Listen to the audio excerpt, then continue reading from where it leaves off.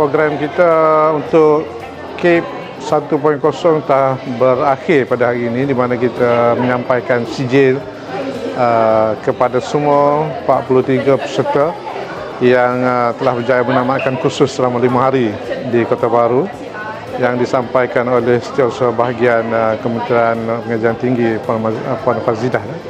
Dan alhamdulillah kita melihat pencapaian yang baiklah, mencapai objektif di mana kita dapat melatih pensyarah-pensyarah UA dalam bidang keusahawanan, dan mereka ini kita lengkapkan dengan ilmu keusahawanan untuk mereka balik dan membimbing pelajar-pelajar, bukan saja dalam teori keusahawanan tetapi juga dalam bidang praktikal.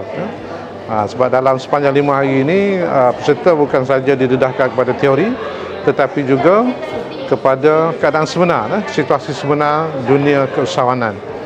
Jadi untuk alhamdulillah KPT juga telah memberi kepercayaan kepada UMK untuk meneruskan program ini, di mana CAPE 2.0 akan kita laksanakan dan telah mendapat kelulusan pada KPT.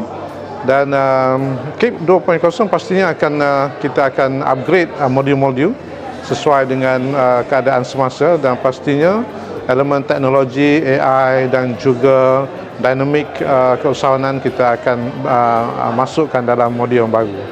Dan kita mengharapkan lebih ramai penyertaan kita dapat tawarkan kepada semua UA, supaya harapan kita untuk mencapai, untuk melatih atau untuk mensijilkan profesional kepada 200 orang pensyarah di semua UA di Malaysia. Dan saya ingin mengucapkan terima kasih kepada pihak KPT dan juga SME Corp yang menyokong, terus sokong peranan kami ataupun usaha kami untuk memberi sumbangan kepada pertumbuhan aktiviti keusahawanan di dalam Malaysia, khususnya dalam kalangan universiti awam. Terima kasih.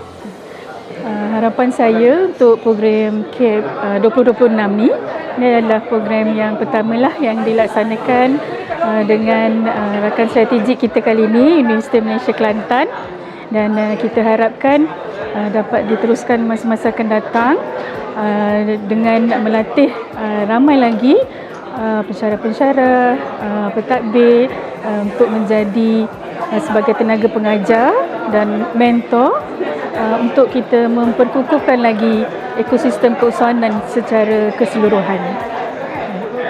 Saya mengambil kesempatan ini untuk mengucapkan tahniah syabas kepada semua peserta yang telah berjaya mengikuti kursus ini dengan jayanya, dengan ramai juga yang telah menerima berbagai anugerah khas.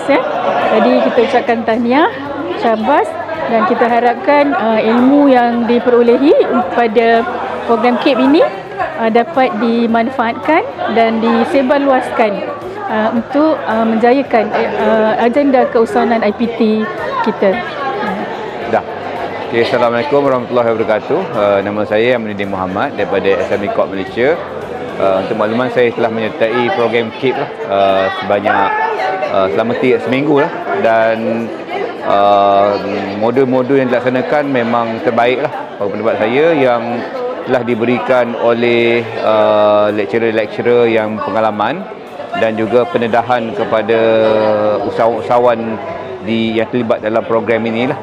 Dan saya mengucapkan terima kasihlah kepada pihak KPT dan juga pihak UMK dalam melaksanakan program ini, dan saya harap program ini dapat diteruskan bagi meningkatkan kompetensi pegawai-pegawai di SME Corp Malaysia dan juga pensyarah-pensyarah di peringkat universiti. Terima kasih.